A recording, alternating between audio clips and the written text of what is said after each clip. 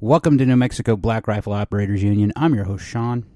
I have a weird one today because it's come up more and more with a couple of my friends and my brother, my older brother.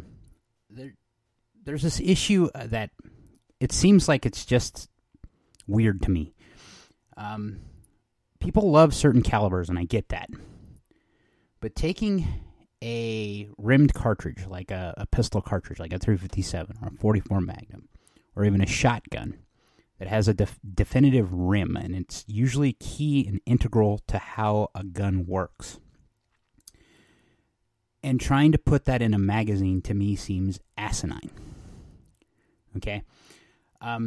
Usually what happens is something called rim lock. And if you've ever used a 22 long rifle pistol or a semi-automatic of any kind, you've noticed that they'll jam sometimes, and it's usually because the magazine is setting the cartridges at a weird place, or when you load it, it's a weird place, and the actual rim of the cartridge stops on the cartridge below it.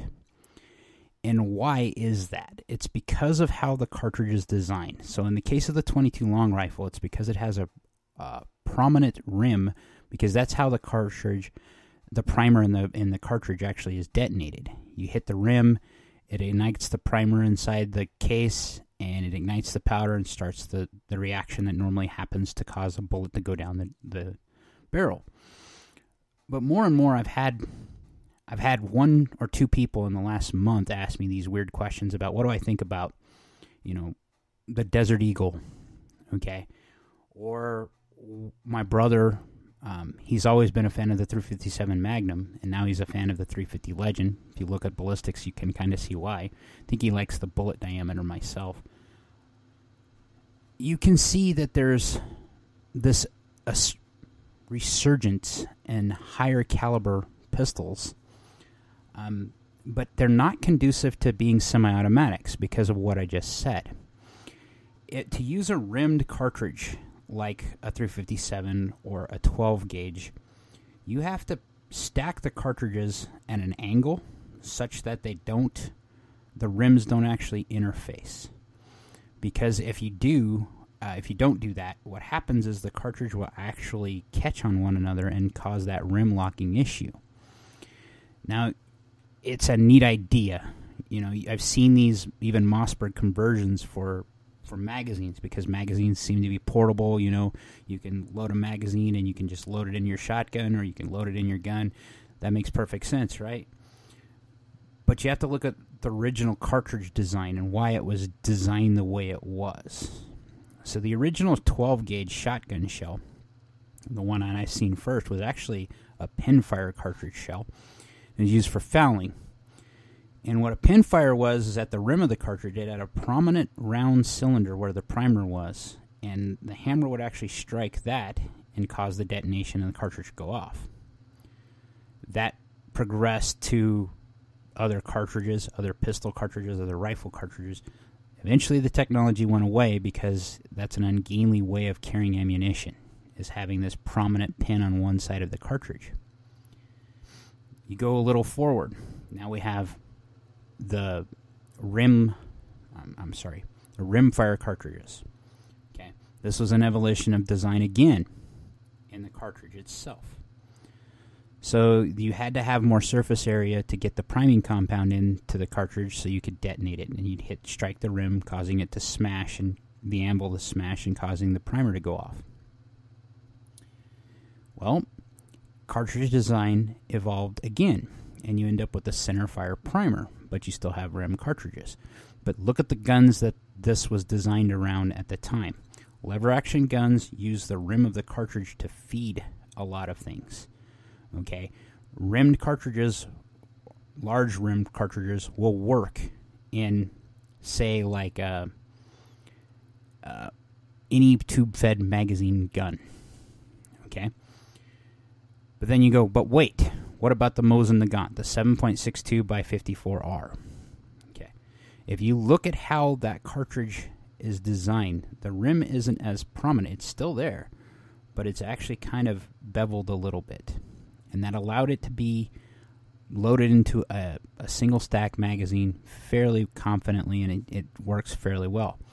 But But the shotgun design cartridge and the 22 cartridge and the 357, those cartridges never evolved past the rim stage.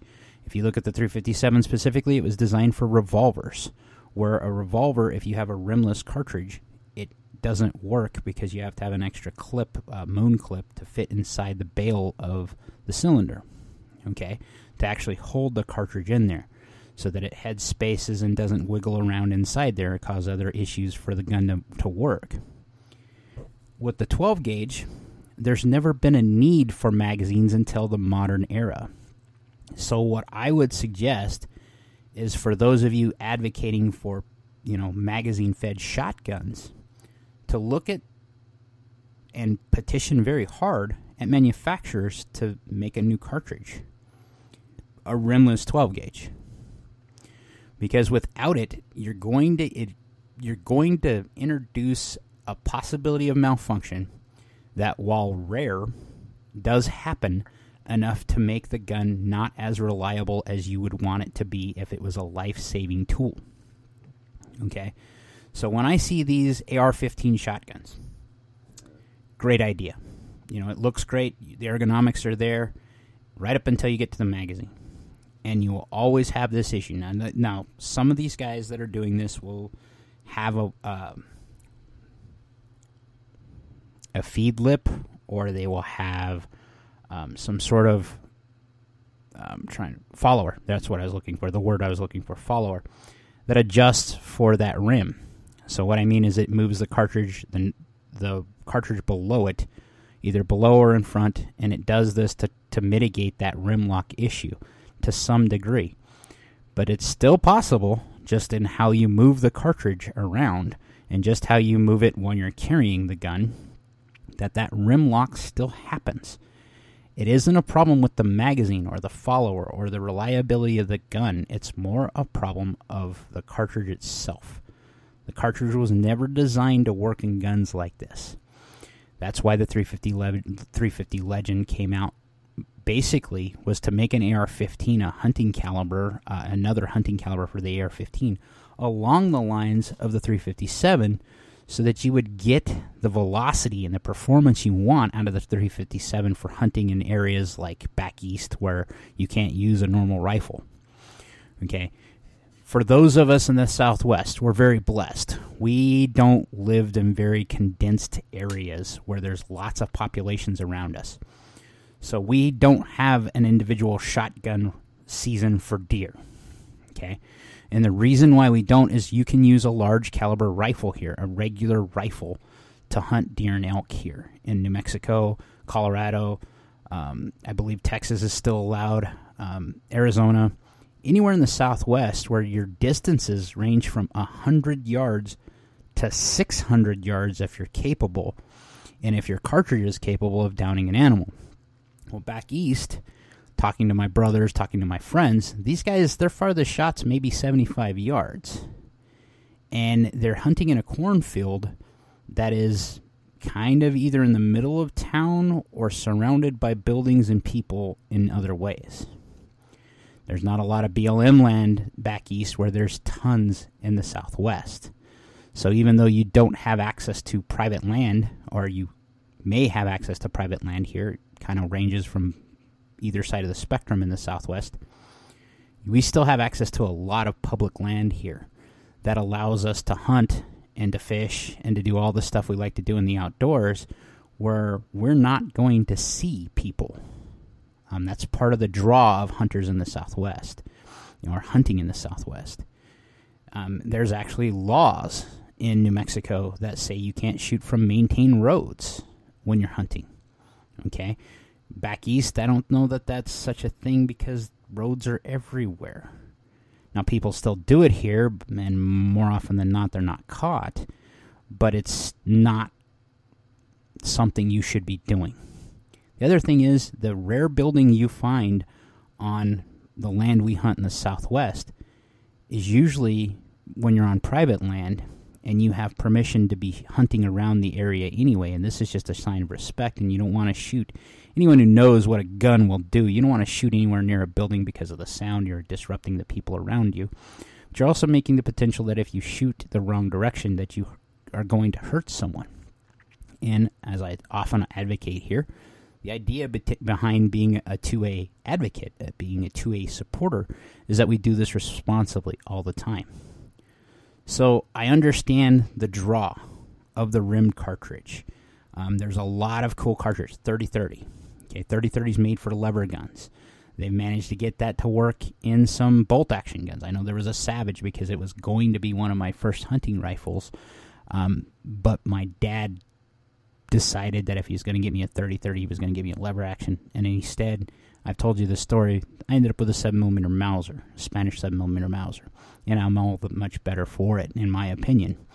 Although I didn't get the cool lever action that my brothers did. My brother, one of them got a Winchester, the other one got a Winchester Model 94, the other one got a Marlin 336, I believe is what it was, or whatever the most common lever action for Marlin was, and they got them from Best. Best stores were a thing in the Southwest. They were kind of like a catalog store, and when they started going under, they had a gun department or sporting goods department. And my dad got a really good deal on the 2 guns from my brothers, and I was still too young to hunt at the time, so he went ahead and got those guns for my brothers. They had the cool guns, the rifleman guns is what I used to call them. I didn't know the models until much later, and I was always jealous of them. Little did I know that I actually had more ballistic potential in my 7mm Mauser than they ever would have had with their 30-30.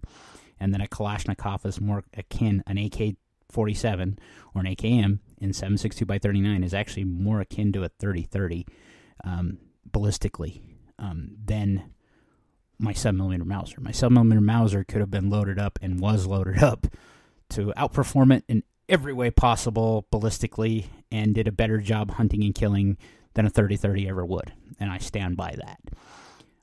But it's an interesting exercise, and you're seeing more and more of these Turkmenistan guns, is what I'm going to call them, the Turkish shotguns. They look like they're made very well, and a lot of firearms from Turkey are. Case in point, the Canik. All Canik guns are Janik, depends on how you say it. I think the real way to say it is Janik, but if you're an American, we say it Canik. They're made in Turkey, and if they're made to the military specs and they're made to have the quality control that is associated with high-end manufacturing, then the guns are going to be good to go, and that's what you're seeing with the Janik pistols. But a lot of the faux M4 Benalis that they're made in Turkey, a lot of them don't have the quality control or the attention to detail, or they're just so close to the patent for the Benali M4 that they have to modify it a little bit, and that modification causes other issues. The one that I'm thinking of the most with the M4 Turkish shotguns is the follower release. So the elevator release that they have is different, and it's made to be more high speed, but they usually use a smaller button that's on the front side of the gun, on the right-hand side. And if you look at the Benali, it has the same thing, but it's very pronounced, and it's made for using the gun in adverse weather. It's made for using it in tournaments and matches and type of things. And the Turks tried to copy this so much so that they were facing some patent complaints against it. Well, the magazine-fed guns have gotten so popular that even Mossberg jumped in. You know, Mossberg decided they were going to make a magazine-fed version of the Mossberg 500, the old reliable 500 shotgun. I even think Remington started looking at it with the 870s for a little bit there. But what you find with magazine-fed shotguns is not only the rim lock issue, you have a problem with magazines in general. And where I say this is finding the magazines that are reliable and feedable through those shotguns are hard to find, and their shelf life is very short, meaning that they wear out sooner than something for like your AR-15 or your Kalashnikov or anything that was designed to be fed from a magazine intentionally. And it has to do solely on that rim and how they have to do the gymnastics in manufacturing that magazine to make it work for those cartridges. So while we may be married to something like the 45 Long Colt, because, you know, my daddy would have liked that, or 44 Magnum, getting a magazine-fed gun with any of those cartridges is never going to hold up reliably to say something like a 9mm or 45 ACP. And it's because of the cartridge. And there is no way getting around that. So unless you're determined to find a way to use one of these, I would recommend using a tube-fed because that tends to work with rim cartridges the best. Like, share, subscribe, most importantly, be great.